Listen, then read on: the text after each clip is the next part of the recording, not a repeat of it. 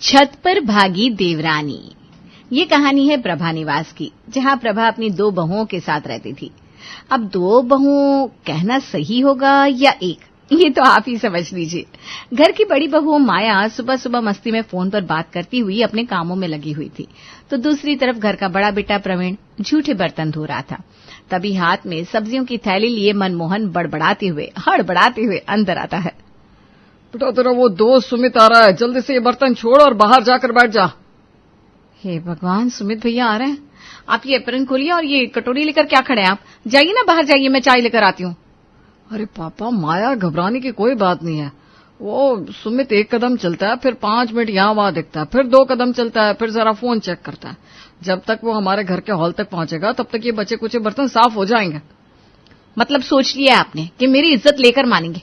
अगर सुमित भैया ने देख लिया तो सबसे क्या कहेंगे? मैं अपने पति से काम करवाती हूँ।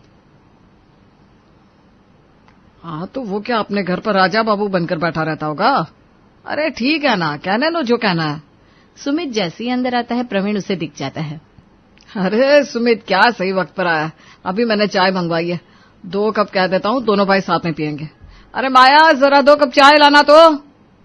वो अकेली जान क्या क्या करेगी बेटा, मैं हूं ना, मैं लेकर आती हूँ चाय, तुम दोनों आपस में बात करो। हाँ सही है यार, तेरा तो कोई टेंशन ही नहीं है। एक तरफ माँ सेवा कर रही है, दूसरी तरफ बीवी। हाँ भाई, ये तो किस्मत की बात है, वरना अगर मैं अकेले रह रहा होता ना तो इतना कुछ मैनेज करना आसान नहीं होता। वो तो पापा है जो बाहर के राशन का काम संभाल लेते हैं, मुझे तो ऑफिस से ही फुर्सत नहीं मिलती। 5-10 मिनट प्रवीण से बात करने के बाद सुमित उठकर दरवाजे से बाहर जाने की जगह सीढ़ियों से ऊपर जाने लगता है। अरे यार, तेरी भूलने की आदत ना भाई, बाहर का रास्ता नीचे है तो ऊपर कहाँ जा रहा है? छत से उतरेगा क्या? अरे मैं तो विनोद से मिलने आया था, बीच में तू मिल गया तो तुझसे बातें होगी। चल तू अपने ऑफिस जाने की तैयारी कर, मैं जरा विनोद से मिलकर आता हूँ। सुमित जैसे ही सीढ़ियों से ऊपर चढ़ता है, एक उड़ता हुआ झाड़ू उसके सर पर आ बजता है। तुम्हें क्यों होगी दिक्कत? बना बनाया खाना मिल जाता है, आयरन किए हुए कपड़े मिल जाते हैं। अब मेरी तरह गर्मी में झुलसना नहीं पड़ता। हाँ, तब निकलती तुम्हारी बोली। अगर तुम सही रहते ना तो आज मुझे इतनी गर्मी में छत पर डेरा जमा कर नहीं रहना पड़ता। हाँ तो जाकर नीचे बोलो ना भाभी से, मुझे बोलकर क्या होगा? तुम ही ना ठंड में छत पर भाग कर आ गई थी, कमरे बनवाने में पूरे 3 लाख रुपए लग गए मेरे। अरे शांत भैया शांत, मोहल्ले वालों को भी यहाँ बुलाना है क्या? क्या हो गया सुबह सुबह तुम दोनों ऐसे जानवरों की तरह झगड़ क्यों रहे हो? झगड़ो नहीं तो क्या करूं भैया, अपनी किस्मत को रो रही हूँ। इतनी गर्मी में छत के ससुराल में रहना आसान काम है क्या? पूरी सीलिंग भट्टी की तरह तपती रहती है। 7 बजते बजते धूप चढ़ना शुरू हो जाता है और 8 बजते बजते ये गर्मी मेरे सर पर। अब मुझसे बर्दाश्त नहीं होता। तू भी ना हद करता है विनोद, अगर भाभी को गर्मी लगती है तो एसी चालू कर लिया कर। एसी तो है ही कमरों में, मैंने ही तो फिटिंग करवाई थी। तू ना पहले अंदर जाकर देख, फिर खुद कहना एसी चालू है कि नहीं। महीने के पूरे 12,000 रुपए तो अकेले एसी के ही आ गए, और तू कह रहा है कि मैं एसी चालू नहीं करता। दिन भर एसी ऑन रखती है मैडम, पता नहीं कैसा एसी लगवा दिया है, कमरा ही ठंडा नहीं होता। अरे भाई, इसमें एसी की क्या गलती? यही एसी नीचे तेरे भाई के कमरे में भी लगी हुई है, क्या ठंडक देती है। प्रॉब्लम जगह की है, इतनी धूप में एसी कहाँ काम करेगा? बस वही तो बात है भैया, पर ये सुने तब ना। अंदर चलिए, मैं आपको दिखाती हूँ। देखने को क्या ही वजह है भाभी, मैं सब देख कर ही तो आ रहा हूँ। नीचे सभी में इतना मेल मिलाप है कि क्या कहूँ। बहू को मेहनत ना करनी पड़े इसलिए सास चाय लेकर आ रही है, बेटा आराम से बैठकर टीवी देख रहा है, ससुर राशन लाकर दे रहा है। सही है, ऊपर से नीचे का मकान है तो ठंडा तो रहना ही है। एक जरा पसीना दिख रहा है क्या मेरे माथे पर? कैसे दिखेगा, नीचे से जो होकर आया हूँ। देख लिया आपने, मुझे कह रहे थे ना। अब तो सुमित भैया भी कह रहे हैं, मान लीजिए। आज ही मम्मी जी से बात कर लीजिए हमारे शिफ्ट होने की, अब मुझसे ऊपर नहीं रहा जाएगा। नीचे रहोगी तो मम्मी पापा को साथ में रखना पड़ेगा, देख लो, रह लोगी तुम। वो बात की बात है, देखेंगे बाद में। अभी तुम नीचे शिफ्ट होने की बात चलाओ। और शाम को चाय पर ज्योति और विनोद नीचे आकर इस बारे में सभी से बात करते हैं। कितने महीने हो गए तुझे छत पर भागे हुए बहू? नवंबर होते होते तो तू यहाँ ठंड से जमने लगी थी। बात तो सही कह रही है तेरी सास बेटा, तुम्ही ने कहा था कि नीचे के फ्लोर में धूप नहीं आती, मुझे ऊपर शिफ्ट होना है पापा जी, और पूरे 6 लाख रुपए लगाकर हमने ऊपर कमरे और बाकी सबका इंतजाम किया, और अब तुम्हें ऊपर नहीं रहना। ये बार बार 6 लाख क्यों बोलते रहते हैं आप पापा जी? आपने तो सिर्फ 3 लाख ही दिए थे, बाकी 3 लाख तो विनोद जी ने दिए थे ना। ये हमारे घर में मेरा तुम्हारा कब से होने लगा ज्योति? पापा ने कहा है कि हमने 6 लाख लगाए थे, यानी वो सिर्फ अपनी बात नहीं कर रहे हैं। और तुम इस घर से कोई अलग होकर तो ऊपर गई नहीं थी, अपनी प्रॉब्लम के कारण गई थी ना, तो अब क्या हुआ? अगर धूप की बात भाभी के सामने कह दूंगी तो फिर भाभी को ऊपर कैसे भेजूंगी? अब वो क्या है ना भाभी, मेरे घुटनों में आजकल बहुत दर्द रहने लगा है, और ऊपर का घर है तो ऊपर नीचे बार बार नहीं हो पाता मुझसे। ठीक है, तो फिर आ जाओ नीचे, और ये बाहर का अटर पटर खाना छोड़ दो, इसीलिए हड्डियों की जान खत्म हो रही है। अरे ऐसे कैसे पापा जी? अगर हम दोनों भी नीचे आ गए तो प्रॉब्लम नहीं होगी क्या? अब मेरा मतलब है कि एक फ्लोर में 6 लोग कैसे रहेंगे? ऊपर से नीचे बाथरूम भी एक ही है ना। वो क्या है ना मम्मी जी, मुझे लग रहा है कि अगर मैंने सही से आराम किया तो शायद मेरे दिन चढ़ जाएंगी, तो ऐसे में अगर भाभी कोऑपरेट करेगी तो सही रहेगा। अरे साफ साफ बोलो ना ज्योति। अरे मम्मी, वो ज्योति का कहना है कि प्रवीण भैया और भाभी अगर ऊपर शिफ्ट हो जाए और हम नीचे आ जाएंगे। बोलिए भाभी, आपको कोई प्रॉब्लम तो नहीं है ना? नहीं, मुझे क्या प्रॉब्लम होगी? वही तो, ऊपर प्रॉब्लम होने जैसा है ही क्या? 4-5 महीने बना हुआ फ्लैट है। ठीक है भाभी, तो मैं आज ही नीचे शिफ्ट हो जाती हूँ। और अपने पति के साथ ज्योति ग्राउंड फ्लोर में शिफ्ट हो जाती है। माया और प्रवीण छत वाले फ्लोर पर चले जाते हैं। रात के 1 बजे। लो, फिर से बिजली चली गई। इन बिजली वालों ने भी कसम खा रखी है रात को बिजली काटने की। दिन का थका हर आदमी रात को बिस्तर पर आकर जैसे ही लौटता है, बिजली माता अपने रास्ते निकल लेती है।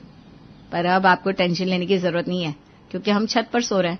दरवाजा खोल देती हूँ, ऐसी हवा आएगी कि मजा आ जाएगा। या फिर हम बाहर जमीन पर बिस्तर लगाकर भी तो सो सकते हैं। चांद सितारे देखते हुए सोने में क्या मजा आएगा माया। वाह वाह, मुझे तो सगाई वाले दिन याद आ गए। दोनों मियां बीवी हाथ पकड़े आराम से खुले आसमान के नीचे बिस्तर लगाकर बातें करते हुए सो जाते हैं।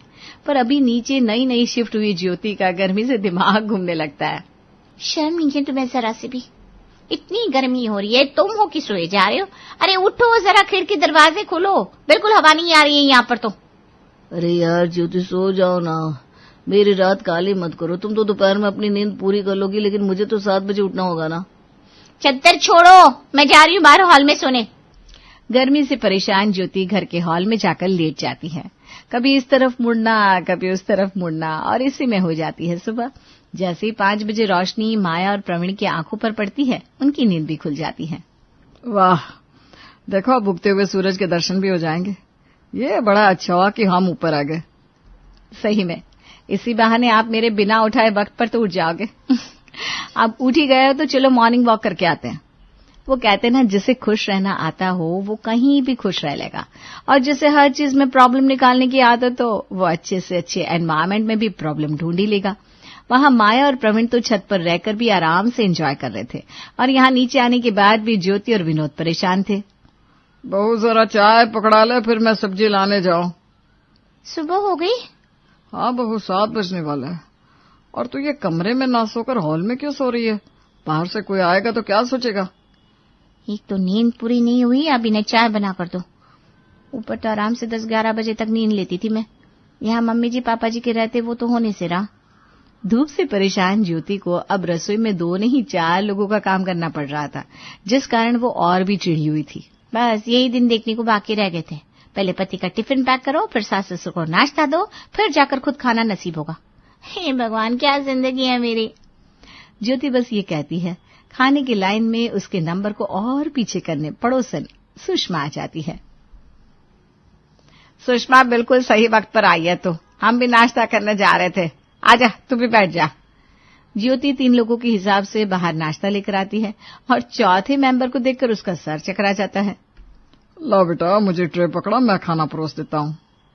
अरे भाई साहब, ये क्या बात हुई? ज्योति को आप लोगों की सेवा करने का मौका मिलता ही कहाँ है। अब मौका मिला है तो काम करने दीजिए उसे। और बेटा तू ये क्या इतनी सी सब्जी लेकर आई है? जा जाकर और सब्जी लेकर आ, और पराठे भी लेकर आ। 5 पराठे में 4 लोग कैसे खाएंगे? हाँ, इस तो लगता है मेरे हिस्से का नाश्ता भी सुषमा आंटी ही करके जाएंगी।